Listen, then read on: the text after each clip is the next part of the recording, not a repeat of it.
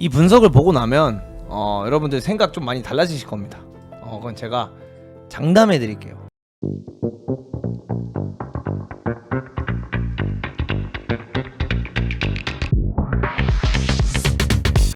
이강인이 잘 활용되지 못했었던 이유, 이렇게 보여드리겠습니다. 잘 활용될 수가 없었던 이유.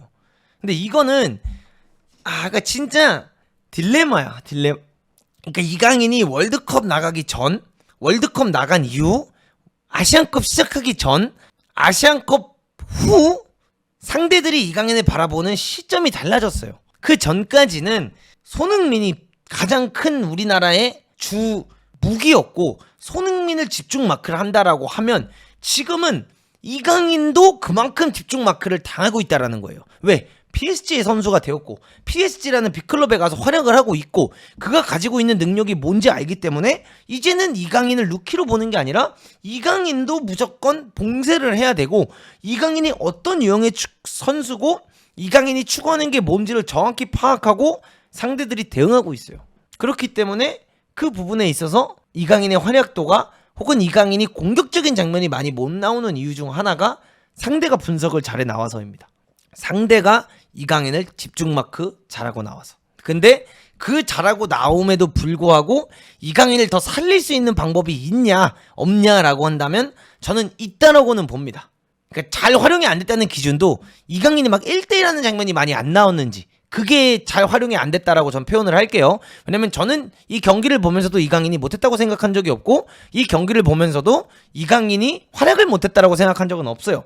근데 팬들이 바라보는 입장에서는 이강인의 활약도가 진짜 막 히히 막 조지면서 막 두세 명 끌고 다니면서 막 다재 끼고 나가고 막 골 넣고 이래야지만 이강인이 활약했다라고 생각을 하고 계시기 때문에 그 활약이라고 하면 전 활약을 못했다라고 하는 겁니다. 그리고 어떻게 하면 대표팀에서 이강인을 더 잘하게 만들 수 있을지에 대한 그리고 포지션에 대한 고민도 한번 제가 이야기를 해보겠습니다. 이 분석을 보고 나면 여러분들 생각 좀 많이 달라지실 겁니다. 그건 제가 장담해 드릴게요. 이강인이 우윙에 고립이 되었냐? 고립되지 않았어요. 우윙에 고립이 되었다라고 생각하시는 분들이 많은데 그리고 이강인은 윙어가 아니라 공미를 뛰어야 된다라고 말씀하시는 분들도 많은데 전반전에 이강인이 공미를 뛰었고요. 후반전에 이강인이 오른쪽 윙을 뛰었어요.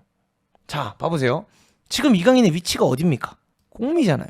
물론 스타팅은 오른쪽 윙으로 나왔지만 이날 전반전 경기를 보시면 아시겠지만 계속해서 서령우가 많이 올라가는 형태를 갖춰놨고 이강인은 계속해서 요 사이로 들어와서 뛰는 장면들을 굉장히 많이 가지고 왔어요. 그러면서 보세요.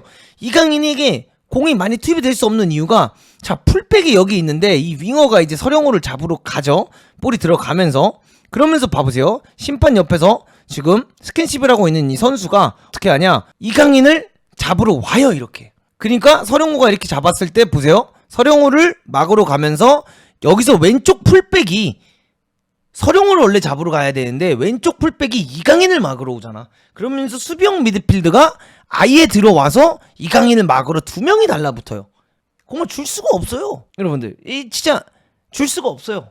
그러면서 공이 결국 뒤로 빠져나갑니다. 그리고 김민재에게 공이 가고 결국 이명재에게 이제 공이 가는 장면들이 나와요. 그리고 결국 다시 사이드로 전환이 되는 장면이 나오는데 지금도 이강인의 위치를 보시면 아시겠지만 공격형 미드필드 자리에 위치되어 있는 모습이 보이죠. 그 다음에 여기서 조유민이 공을 잡았을 때도 서령우랑 거리가 일단 너무 멀어요. 대표팀에서 제가 개인적으로 봤을 때 지금 가장 근데 이게 되게 어려운 부분인데 수정을 해야 되는데 수정하기가 어려운 부분인 게 자, 이겁니다. 조유민이랑 서령우의 거리를 보시면 이거 왜 조유민한테 서령우 못 주냐라고 얘기할 수도 있는데 서령우가 왼발잡이면 이걸 줄 수가 있거든요. 서령우가 왼발잡이면 이걸 줘도 되는데 정발잡이한테 이거를 먹이기가 굉장히 어려워. 그럼 반대로 서령우가 이 안에 들어오고 이강인이 여기 있다고 치면 이강인은 더 고립이 될 거야. 그러니까 이게 굉장히 어려워요. 그리고 이 거리가 멀다 보니까 이 거리를 먼 거를 주로 어떤 방식으로 홍 감독이 해결을 하냐라고 하면 황인범이 이 둘 사이에 끼는 역할을 해주죠. 근데 황인범이 여기 껴서 활약이 별로면 황인범이 여기 끼는 거를 안 해야 된다라고 말을 하겠지만 황인범이 저기 껴서 활약이 괜찮아. 그러니까 이게 되게 진짜 지도자 입장에서 바라봤을 때 어려운 부분이에요. 진짜 어려운 부분이에요. 자, 그러면서 조유민이 패스를 주려다가도 너무 거리가 머니까 못 주고요. 다시 이명재한테까지 갔다가 다시 조유민에게 이렇게 공이 나오는 장면이 나오죠. 그러면서 이강인 계속해서 안에 있는데 이거 보세요, 여러분들. 자, 이강인 확인하고 있죠, 수비수 위치. 조유민이 만약에 패스를 줬다 해도 29번, 6번 이강인 쪽으로 달려드는 거 보시고, 얘도 지금 걷는질로 이강인 위치 확인하는 거 보세요. 보이시죠? 얼마나 집중 마킹을 당했는지. 그냥 진짜 이강인을 그냥 홍명보라고. 여러분들 잘 생각해 보세요. 여러분이 홍명보야. 여러분이 홍명보고 여러분이 벤투고, 예를 들어 여러분이 뭐 지금 뭐 어떤 감독이 됐든 지금 대표팀 감독으로 오는 사람이야. 이강인 안 살립니까? 당연히 살려야죠. 홍명보라고 이강인 안 살리고 싶겠습니까? 당연히 살려야죠. 살리기가 힘든 거예요, 상대가 준비를 잘해와서. 그리고 아까처럼 다시 뒤로 왔을 때도 보세요. 다시 반대를 갔다가 다시 반대를 왔어. 그럼에도 불구하고 이강인을 맨마킹하고 얘는 걷는질로 이강인 위치 확인하고 있잖아. 패스 주기가 어렵다라니까. 그래서 계속 반대로 가는 거예요. 그래서 앞으로 못 가고 공이 반대로 가는 거예요. 그리고 그러다 보니까 어떻게 됩니까? 오른쪽이 왼쪽이 더 살아날 수 있는 거죠. 그리고 반대로 이렇게 패스가 왔을 때 이번에는 여러분들 잘 보시면 아시겠지만 이명재가 길게 한 번에 반대 전환을 해요. 요럴 때 변수가 일어날 수 있는데, 자, 이명재의 반대 전환이 서령욱에 일어났을 때 이강인의 위치를 보시면 아시겠지만 공미 자리에 있습니다. 그럼 이때 이강인이 어떤 선택을 하는지 봐보세요. 자, 반대 전환 일어났을 때 이강인이 하프 스페이스, 왜? 이 둘 사이에 갭이 일어나니까 이 갭이 일어난 공간을 이강인이 하프 스페이스 침투하려고 하는데, 여기 서 있는 이 선수가 이강인을 걷는질 먼저 하더니 이강인이 파고 들어가야 될 하프 스페이스에 지가 먼저 가 있어요, 이렇게. 그러니까 이강인도 뛰다가 이거 뛰어도 안 되겠다 해서 다시 뒤로 나와. 다시 뒤로 나오니까 또 개같이 달려붙고 얘 좁혀오고 얘 붙고 있어. 그래서 이강인에게 패스가 들어왔을 때 결국 갈 곳이 없고, 그러다 보니까 여기서 이강인이랑 서령우랑 2대1 패스를 통해서 이강인이 기가 막힌 패스를 넣어주긴 하죠. 이런 창의성이 있는 선수니까. 그래서 서령우가 치고 나가서 결국 이강인에게 백패스를 가져갔고, 여기서 이강인이 크로스를 올리는 장면이 나오는데, 이강인을 활용을 하려면 이런 식으로 2대1 패스를 통해서 윙백이 여기까지 갔다가 다시 공 꺼내주는 거 아닌 이상 중동팀을 상대로 혹은 정말 내려앉아서 빡세게 이강인을 집중 마크할 때 이강인이 크로스 올리는 장면을 만들어내기가 어렵다라는 겁니다. 근데 저 부분에서는 어쩔 수가 없는 게 이강인이 빠른 윙어가 아니잖아요. 그래서 PSG나 이럴 때 여러분들 하킴이라든가 혹은 미드필드의 에메리 같은 선수들이 그래도 유용하게 쓰이는 이유예요. 하키미는 애초에 뭐 볼을 잘 찾으면 빠르죠. 근데 에메리는 빠르고 피지컬이 좋으니까 저 미드필드 자리에서 하프 스페이스를 띄워주는 게 빠르다 보니까 쓸 수 있는 거죠. 이해 가세요? 그래서 저런 부분이 굉장히 어려운 부분이다, 이걸 말씀드리고 싶고, 크로스가 잘 올라갔지만 아쉽게 여기서 이제 잘리는 모습을 볼 수가 있었습니다. 그리고 나서 다음 장면도 보시면 아시겠지만 이번에는 이렇게 백스리가 완성이 돼 있을 때 황인범이 사이로 끼는 게 보이시죠? 그리고 황인범이 이렇게 사이로 끼면서 여기 이제 보시면 아시겠지만 이강인 선수가 또다시 공미 자리에 있어요. 근데 우리가 항상 이야기하는 것 중 하나가 뭐예요? 여러분들 팬들이 항상 답답해하는 게, 이강인 오른쪽 윙에 쓰지 말고 공미에 써라, 이 말 솔직히 많이 하잖아요. 왜 오른쪽에 이강인을 고립시켜 놓냐? 고립시켜 놓은 적이 없어요. 이강인을 절대적으로 오른쪽 윙에 고립시켜 놓은 적이 없어요. 그러니까 상대방이 준비를 잘했다, 우리는 준비 안 하나요? 라고 하시는데, 그래서 후반전에 홍 감독님이 여러분들 전술을 약간 바꿔서 나와요. 그거를 후반전에 약간 바꿔 나오고, 그 바꿔 나온 게 또 좋은 역할이 됩니다. 보여드릴게요. 자, 그래서 이번에는 황인범에게 패스가 연결됐을 때 이강인이 하프 스페이스를 뛰면서 서령우가 공을 받으러 나오는 장면이 나오죠. 그리고 나서 패스가 이어졌는데 다시 돌려받아도 이강인에게는 맨투맨이 한 명 붙어있어요. 근데 이게 언제부터냐면 요르단이 우리나라랑 아시안컵 때 했을 때 알마르디가 이강인 화장실 따라다닌 그 시점부터 약간 이강인의 집중 견제가 좀 심해진 것 같아요, 제가 개인적으로 바라봤을 때. 그래서 이 부분에 있어서 굉장히 타이트하게 이강인에게는 항상 붙어있는 모습이 보여집니다. 그때부터예요, 그때부터. 근데 그때 경기 기준으로 봤을 때 이강인이 못했어요. 왜? 알마르디가 끝까지 따라갔기 때문에. 그래서 지금도 결국 패스플레이가 일어날 수 없고 이강인이 사이드로 내려오면서 공을 받습니다. 그러면 이렇게 패스플레이가 됐을 때, 자, 이강인이 이제는 벌려있는 장면 나오죠. 그 다음에 서령우가 안으로 들어갔어요. 근데 여기서 박영호로부터 이강인에게 패스가 바로 이어지지는 않는 이런 부분은 좀 아쉽지만 결국 이강인에게 패스가 이어지는데 여러분들 이강인으로부터 공격 포인트를 보고 싶어 하잖아요. 왜 이강인이 공격 포인트를 못 만들어내냐라고 하는데 자 그럼 이강인이 여기 내려와 있으면 공격 포인트를 만들 수 있는 확률이 없습니다. 기점은 될 수 있겠죠. 공격 포인트 저기서 어떻게 만들어내?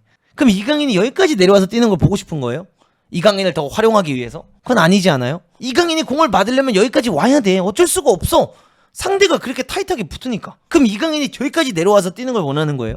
그러니까 우리가 잘해야 되는 것도 있지만 상대가 잘해서 나온 거를 받아들일 줄도 알아야지. 그럼 약팀은 맨날 지기만 해야 돼? 약팀은 맨날 못하기만 해야 돼? 아니잖아요. 상대가 준비 잘해서 나온 것도 존중해야지. 자 그리고 이강인이 여기 나왔어요. 그러면서 이번엔 서령호가 하프스페이스 파는 장면이 나오죠. 근데 이강인이 이런 데서 해줄 수 있는 게 뭐냐? 바로 아웃사이드 패스예요. 이강인은 여기서 순간적으로 시간을 끌어주다가 서령호한테는 이강인이 하프스페이스 뛸 때만큼 타이트하게 붙지 않는 거 보이시죠 여러분들? 자 요런 장면.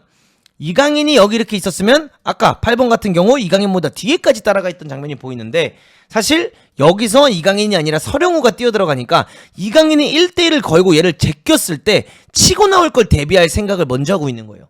그리고 여기서 서령우 뛰는 거는 4번에게 좀 더 맡기려고 하는 거야. 이해가요? 그러니까 얘네들의 포인트는 더 이강인이야. 그러다 보니까 서령우가 조금 루즈해지고 이 빈틈을 이강인이 놓치지 않고 아웃사이드로 기가 막히게 서령우를 살려주는 장면이 나와요. 그리고 나서 서령우가 여기서 파고든 다음에 다시 이강인에게 백패스를 주는 장면 나오죠. 그러니까 제가 아까 말한 게 이거죠. 빠른 이선 침투, 빠른 풀백의 침투를 통해서 풀백이 여기서 공을 잡은 다음에 여기서 풀백이 공 잡고 나서 다시 벌리고 있는 이강인에게 패스를 줘야지만 크로스 올릴 수 있는 확률이 높아진다. 이해가시죠? 그리고 여기서 결국 이강인이 크로스를 올리려고 하는데 불구하고 보세요. 야 붙어주는 거 봐. 이제 이강인이 왼발 크로스가 강하다. 그리고 이재성, 오세훈은 손흥민 세컨볼에 이 왼발 크로스가 위협적이고 강인이가 여기서 왼발을 올리는 크로스를 지금 준비된 전술이다 보니까 상대들은 미친듯이 뛰어나와서 이강인이 크로스를 못 올리게 길목 다 차단. 어쩔 수 없다니까요.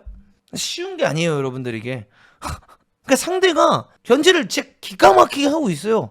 그러니까 냉정하게 말하면 손흥민도 엄청 견제당하고 있지만 손흥민을 견제하는 것보다 이강인을 더 견제 많이 해요 최근에. 그리고 지금도 결국 여기서 이강인이 벌렸죠. 여러분들 보세요. 이강인이 여기까지 와서 벌렸단 말이야. 지금 이 위치 보시면 아시겠지만 이강인이 지금 여기까지 왔어 결국. 그래서 볼이 서령우한테 갔다가 다시 이게 이강인으로부터 반대 전환이 일어나서 이렇게 공이 넘어와. 그러면서 여기서 손흥민이 기가 막힌 인사이드 컷 움직임을 가져가죠. 자 경기장을 반으로 잘라놓겠습니다. 이강인이 집중 견제 당하는 만큼 손흥민이 견제를 당하고 있지 않아요? 그쵸? 공간이 그래도 좀 더 비교적 많죠. 그러니까 이강인이 여기서 플레이를 간결하게 해줘서 서령우랑 조합을 만들어서 황인범을 통해서 공이 전환이 되니까 왼쪽에서 공격력이 사는 거예요. 그럼 된 거 아닌가? 한쪽이 막혀서 그 막힌 쪽을 저는 항상 이렇게 말을 하잖아요. 여러분들 막힌 쪽을 계속 뚫면 그것도 바보야. 막힌 데를 왜 계속 뚫어?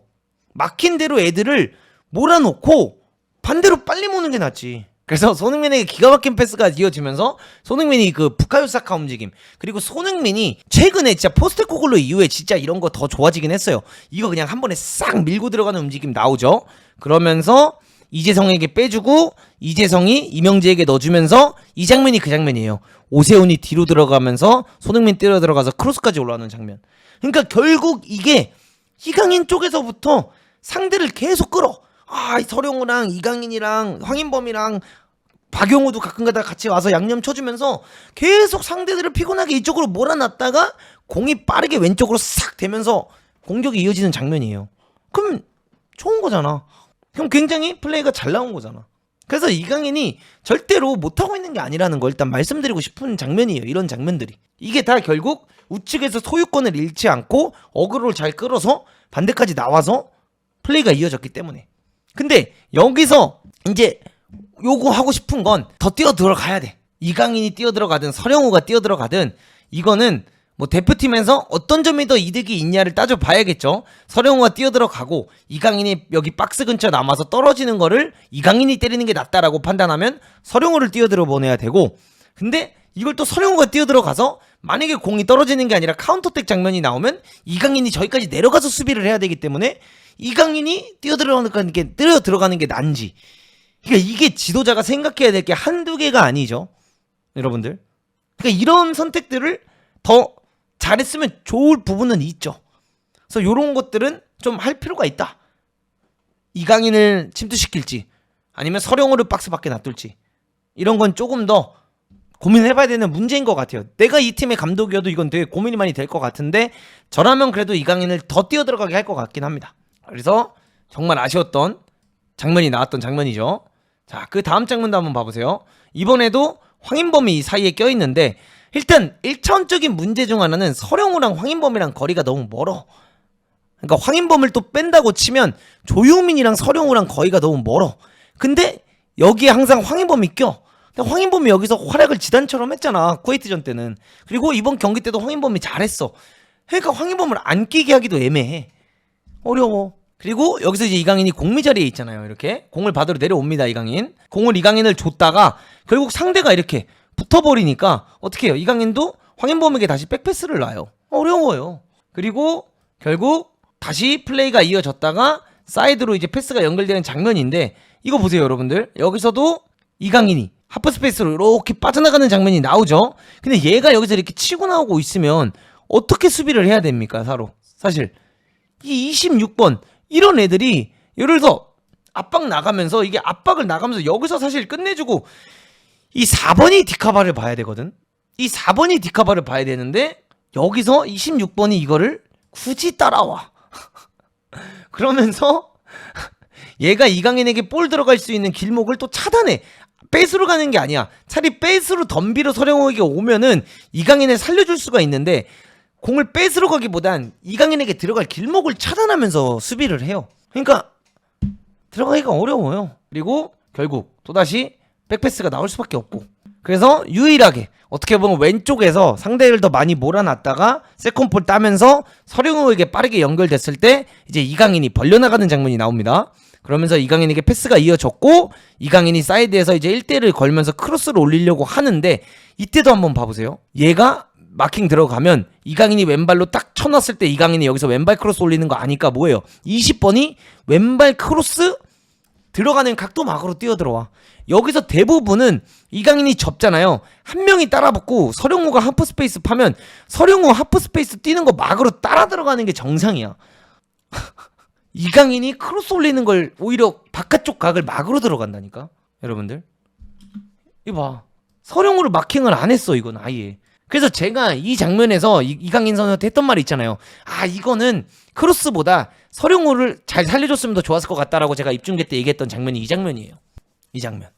더 웃긴 건 왜 서령우를 안 줬지라고 하는데 어쩔 수 없어요. 벌써 이강인은 저 흐름 때부터 잘 잡아놓고 올리는 흐름을 만들어 놨고, 사실 이 각에서 서령우를 주려면 진짜 좋은 기술이 나와야 줄 수 있는 장면이기도 하고, 오세훈, 손흥민, 이재성 뛰어들어가 있는 장면에서 안 올리는 것도 사실 아쉬운 장면이죠.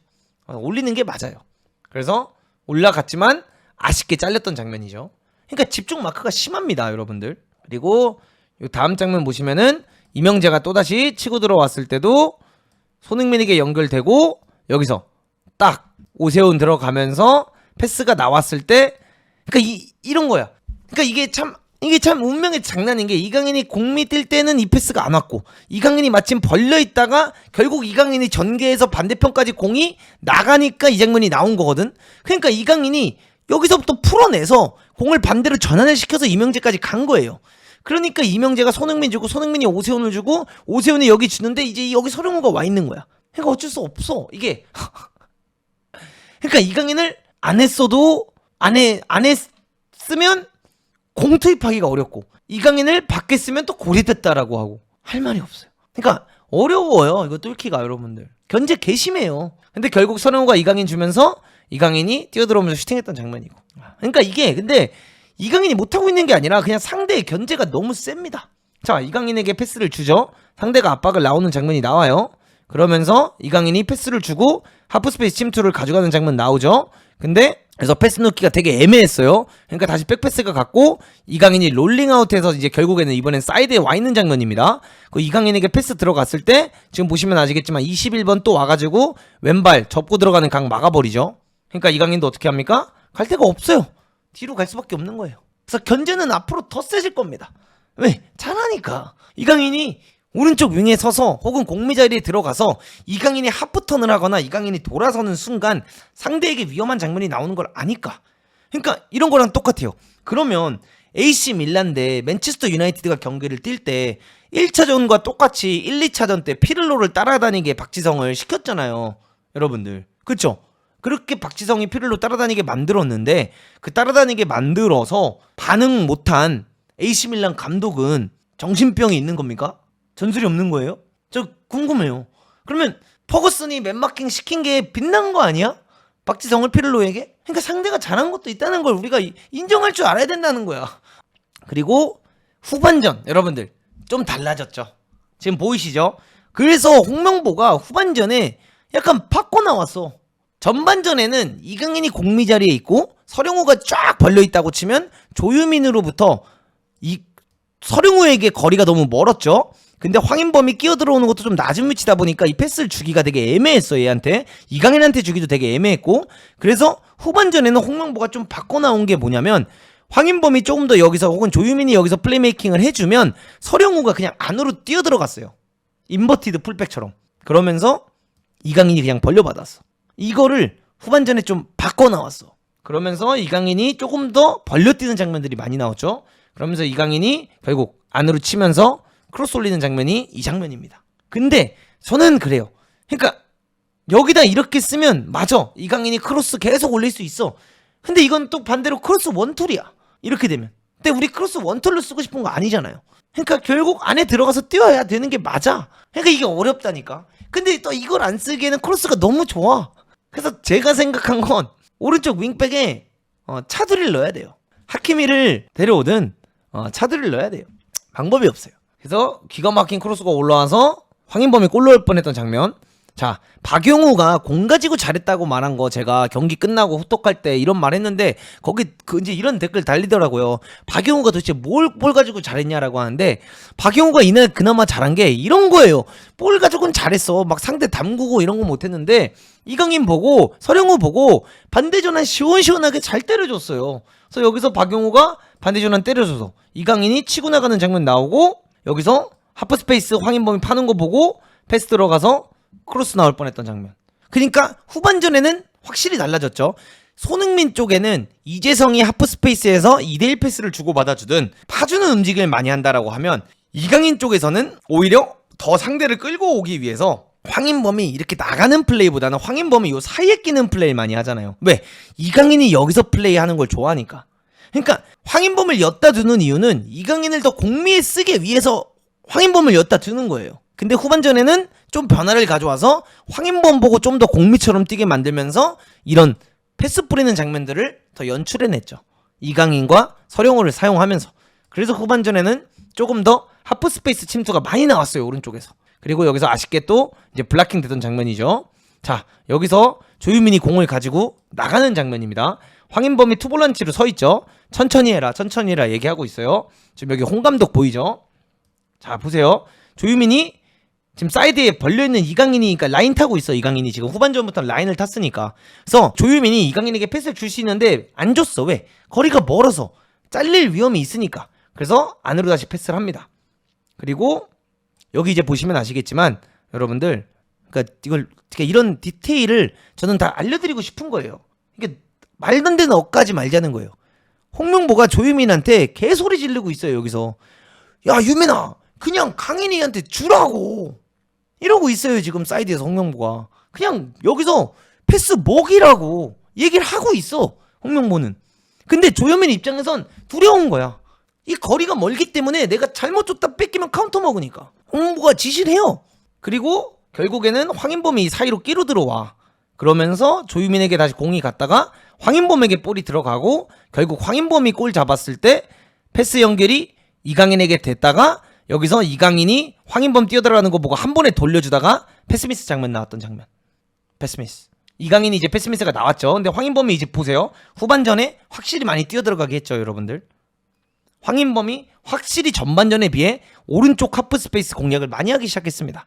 그러니까 전반전과 후반전은 또 다른 활용도를 가지고 나왔어. 그러니까 저는 이런 부분을 보면서 맞아, 부족한 부분들도 제 눈에도 보이고 아쉬운 부분들도 있는데 절대로 지금 홍명보 호가 뭐 코칭 스태프가 같이 다 하겠지, 당연히 만들어내고 있는 그림들이 나쁘지 않다는 거예요. 나쁘지 않아요. 자, 이번에도 확실히 여러분들 보이시죠? 전반전에 비해 이강인이 확실히 벌려받는 플레이 많이 나오죠. 근데 이강인이 여기서도 공을 잡고 안으로 드리블을 치기도 되게 애매한 게, 이거 보세요. 이강인이 안으로 쳤을 때 얘 튀어나오는 거 봐. UFC 파이터 튀어나와가지고 이강인이 왼발로 이 주는 각 막는 거 봐. 어려워. 플레이메이킹을 못하게 막는 거예요. 그리고 이강인이 이거 보세요. 홍명보호가 그러니까 이런 게 준비가 잘 돼 있어요. 이강인을 좀 더 벌려서 뛰기니까 어떤 걸 원합니까? 결국 이강인을 여기서 뛰게 한다는 건 뭘 의미해요? 이강인의 왼발 크로스가 좋으니까 오세훈, 이재성, 손흥민 노리고 결국 이강인의 고퀄리티 크로스를 올리겠다는 거잖아요. 그러니까 반대편은 어떻게 돼 있습니까? 원래 같으면 손흥민이 벌려 있어야 되는데 전반전이라든가 손흥민이 들어오면 이재성이 벌려주거나 이명재가 나오고 있어야 되는데 어떻게 돼 있습니까? 다 뛰어들어갈 준비하고 있잖아요. 그러니까 이런 변화가 계속 일어났어요. 그리고 자, 이번에도 조유민이 공 잡았죠. 그러니까 명보형이 계속 뭐라 했어요. 그러니까 이번에도 서령우가 안으로 들어갑니다. 하프스페이스 파주죠. 조유민이 그냥 이번에는 이강인에게 볼을 넣어버립니다. 그러니까 이강인이 여기서 공을 잡고 여기서 또다시 하프스페이스 띄워주고 넣어주고 싶었지만 여기서는 이제 못 넣어주는 장면. 근데 이따 후반전에는 이 장면인데 나오는 장면이 나오죠. 그리고 또다시 연결되면 또다시 반대 전환되면서 박용우가 또다시 반대 전환을 해줍니다. 여기서 박용우가 반대 전환 또 시원하게 해주고 여기서 패스 연결하면서 또다시 무언가 만들어가는 장면 나오고, 아쉬운 게 이거예요. 이강인, 황인범 통해서 볼이 연결이 되고 황인범이 또 띄워줬어. 그러니까 전반전에 비해 확실히 황인범 위치가 오른쪽에서 높죠. 그리고 이 패스가 이강인에 왔을 때 서령우에게 또다시 패스 연결이 됩니다. 그러면서 서령우가 여기 있는데, 그러니까 요런 디테일은 난 좀 아쉬워. 그러니까 요런 게 나는 서령우한테 조금 아쉬운 게 이 부분이에요. 결국 이강인을 벌려뛰게 하려면 인버티드로 들어와서 뛰는 풀백이 또 플레이메이킹 능력이 좋아야 돼. 근데 그러니까 이게 되게 어려운 게 밖으로 차두리만큼 치고 나가면서 플레이해줄 만한 윙백이 현재 없어. 우리나라 자원이 안으로 들어와서 미드필더에 활약을 해주면서 플레이메이킹 해줄 수 있는 풀백 인버티드가 없어. 그러니까 서령우가 맞아. 서령우 선수도 잘하는 선수입니다, 여러분들. 절대 제가 서령우를 비판하는 게 아닙니다. 근데 없어. 지금 자원이 없어요. 근데 여기서 이제 아쉬운 게 뭐냐면 주민규가 지금 딱 서 있잖아요. 결국 황인범, 이강인, 박용우 반대 전환해서 이렇게 만들어졌어. 이 볼이 나왔어. 그리고 이강인이 안으로 들어가고 있어. 그럼 이강인이 유일하게 풀이해줄 수 있는 장면이 바로 이 장면이야. 이 볼이 주민규에게 들어가고 이강인이 안으로 싹 들어가면서 이 볼을 주민규에게 받고 결국 주민규가 얘 못 나오게 막아주면 이강인이 여기서 안으로 들고 들어가면서 이재성 딱 뛰어들어가는 거 보고 패스 넣어주거나 슈팅 때리거나. 근데 이런 장면에서 이 전진 패스가 안 나오고 있다는 게 아쉬워. 솔직히 저는 이 팔레스타인 경기에서 통틀어서 제일 아쉬웠던 장면이 이 장면이에요. 기가 막히게 반대 전환 빨리 해줬고 여기서 사이드 플레이 좋았고 하프 스페이스 파는 거 좋고 윙어 다시 안으로 들어오고 하프 스페이스 팠던 황인범 롤링아웃 해주고 풀백이 좋은 타이밍에 와서 미드필드 역할 해주면서 공 받아줬고 여기서부터거든 진짜. 제가 저기 벤치에 있었으면 아마 서령우한테 얘기했을 거예요. 야 민규한테 줘! 영우야 민규 했을 거예요. KFA가 아쉬운 건 뭐냐? 문도구를 품지 않았다는 거예요. 이번에도 조유민이 공 잡았을 때 비교적 이강인이 벌려있는데도 사이드로 패스를 많이 안 하죠. 그리고 지금은 서령우가 확실히 여러분들 보이시죠? 서령우가 여기 들어와 있습니다. 그러니까 후반전에 확실히 바뀌었죠. 안 바뀐 게 아니에요. 그래서 우리가 이강인이 나가기 전까지 이강인의 활약이 점점 나오고 있고 이강인이 뭔가 점점 분위기가 올라오고 있다 우리가 얘기를 했었잖아요. 그러니까 이게 단순히 이강인이 잘해서 이게 분위기가 나온 게 아니라 전술적으로 약간의 의미를 바꿔서 나왔기 때문에 이강인이 살아난 거예요. 그리고 여기서 이제 서령우가 안에 들어와 있고 이강인에게 패스를 넣어주고 이강인이 개인기로 싹 제낀 다음에 하프스페이스 파는 황인범 보고 패스 준 장면. 그리고 여기서 황인범이 크로스 올린 게 아쉽게 골로 연결되지 않았던 장면. 좀 이해되시죠? 여러분들? 전 그런 억가가 싫은 거예요. 홍명보가 이강인을 죽이고 있다, 뭐 이강인을 안 쓰고 있다, 뭐 이강인은 활용을 전혀 못하고 있다. 아니에요. 활용하고 있어요. 그리고 이게 안 되니까 바꿔주고도 있어요. 전반전에 안 되던 플레이, 답답했던 플레이를 변화를 줬어요. 후반전에도. 근데 지금 그렇다면 결국에는 지금 이강인에 대한 견제가 워낙 심하고 이강인을 막는 데 있어서 이렇게까지 타이트하게 나오는 입장에서 어떻게 하면 이강인을 더 살릴 수 있느냐, 이거를 여러분들이 궁금해 하시잖아요. 맞죠? 그거는 쉽죠. 문도구한테 쉽죠. 근데 왜냐면 전 천재니까요.